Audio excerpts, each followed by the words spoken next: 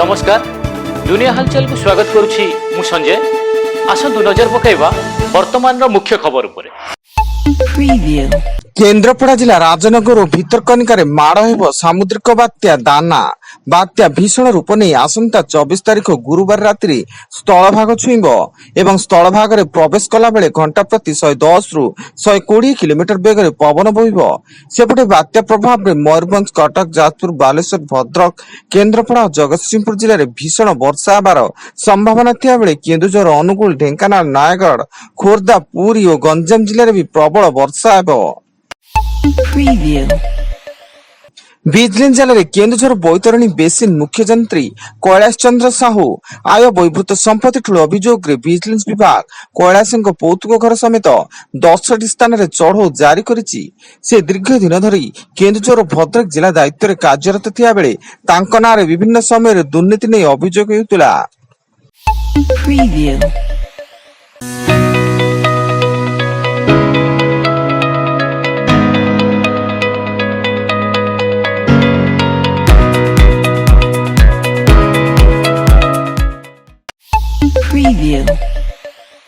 दुई दिनिया रूस गस्तर प्रधानमंत्री नरेंद्र मोदी रूस काजन आज अनुष्ठित होगा ब्रिक्स सम्मेलन में प्रधानमंत्री नरेंद्र मोदी सामिल हेबे एवं विभिन्न नेता भेटिबे। राजधानी दिल्ली रे वायु प्रदूषण स्थिति सांघातिक स्तर में पहुंची।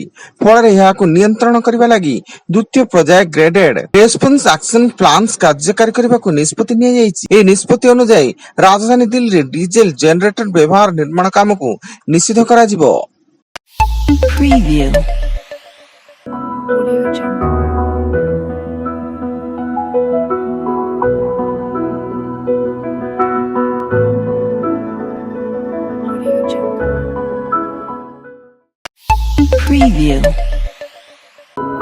Audio Jungle.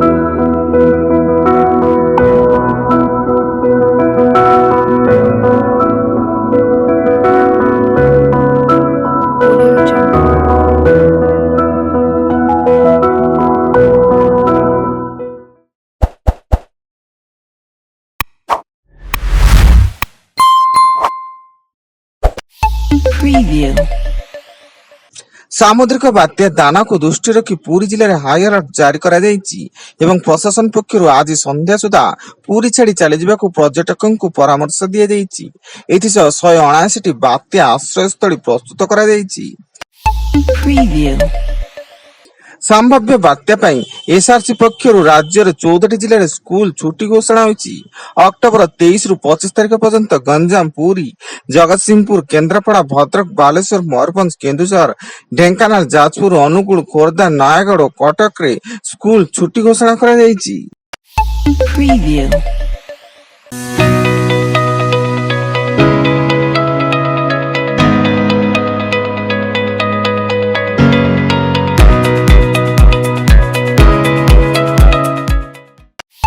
Preview.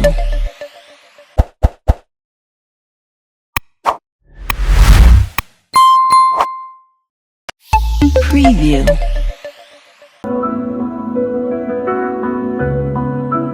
Audio Jungle.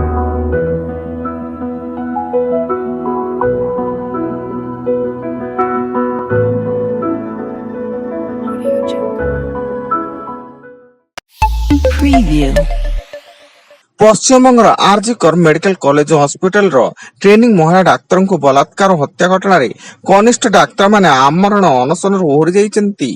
मुख्यमंत्री ममता बानार्जी कनिष्ठ डाक्तर संघ कर्मकर्ता आलोचना करबा पर अनशन शेष होईछि।